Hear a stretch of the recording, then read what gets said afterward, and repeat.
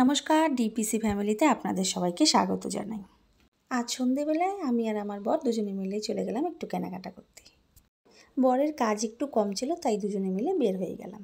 তো চলো, কোথায় যাব, কি কিনবো, কি খাবো, সবটাই শেয়ার করব আজকে তোমাদের সাথে এই ভিডিওতে। সবার প্রথমে চলে আসলাম স্টাইল বাজারে।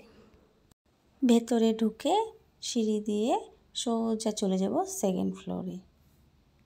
এর আগে আমি বাচ্চাদের জন্য কেনাকাটা করেছিলাম, এর আগের ভিডিওতে আমি আপনাদেরকে দেখিয়েছিলাম। আজকে সব বয়স্কদের জন্য কেনাকাটা করব। আমার বাড়ির যত বয়স্করা আছে তাদের জন্য কেনাকাটা করব, কিন্তু সবার জন্য করতে পারবো না, তাও চেষ্টা করব কতটুকু করা যায়। আর আমরা তো ছোট, তাই সবার লাস্টেই কিনবো আমাদেরটা।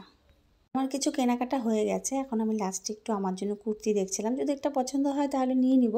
যাই হোক, এরকম সেম একটা কুর্তি অন্য কালারের আমি নিয়ে নিয়েছি, আমার পছন্দ হয়েছিল।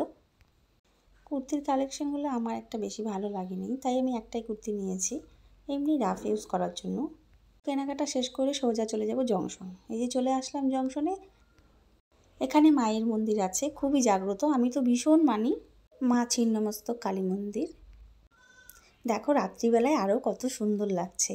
যাই হোক, মা তুমি সবাইকে ভালো রেখো, সুস্থ রেখো, তুমিও ভালো থেকো। পাশেই রয়েছে আমাদের শিব মন্দির, বাবা ভোলেনাথের মন্দির। বাবা ভোলেনাথ সবাইকে ভালো রেখো, তুমিও ভালো থেকো। তারপরে সোজা চলে আসলাম ফাস্টফুডের দোকানে। এখানে যে ফ্রাইড রাইসটা বানায়, চিকেন ফ্রাইড রাইসটা, আমার ভীষণ ভালো লাগে ওদের বানানোটা দেখতে। আমি দাঁড়িয়ে দাঁড়িয়ে ওদের বানানোটাই দেখতে থাকি, আর খেতেও যা টেস্ট কি বলবো। যাই হোক, আমার প্রচুর গরম লাগছিলো, তার জন্য আমি বললাম প্যাকেট করে নিয়ে নাও, বাড়িতে গিয়ে বসে বসে খাবো ফ্যানের নিচে। হাতের কি স্পিড, হ্যাঁ।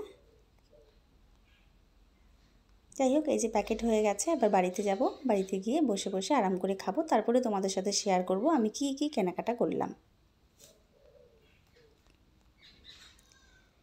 প্রচুর খিদেও পেয়েছিল, আগে খাওয়া তারপরে সব কিছু, তাই না?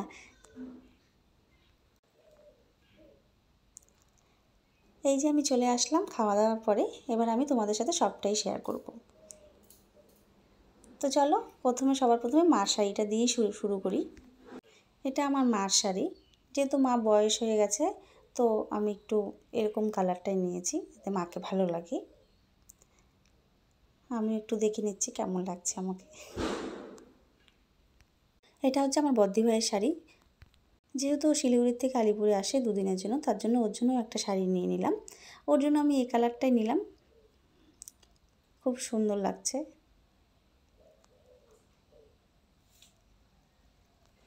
এরপরে নিয়ে নিয়েছি আমাদের বাড়ির কাজের জেঠির জন্য, যেহেতু উনি আমাকে আগেই বলে রেখেছিল, বৌমা তুমি যদি আমার জন্য পূজায় শাড়ি কেনো তো আমার জন্য সবুজ আর গোলাপি দেখেই কিনবা, আমার সবুজ আর গোলাপি ভীষণ ভালো লাগে, তাই আমি ওনার জন্য সবুজ আর গোলাপিটাই নিয়েছি।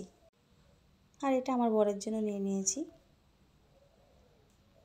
আর সবার লাস্টে আমার জন্য একটা কুর্তি নিয়ে নিয়েছি। আমার ভিডিওটি এখানে শেষ করলাম। সবাই ভালো থাকবেন, সুস্থ থাকবেন, চ্যানেলটিকে সাবস্ক্রাইব করতে ভুলবেন না।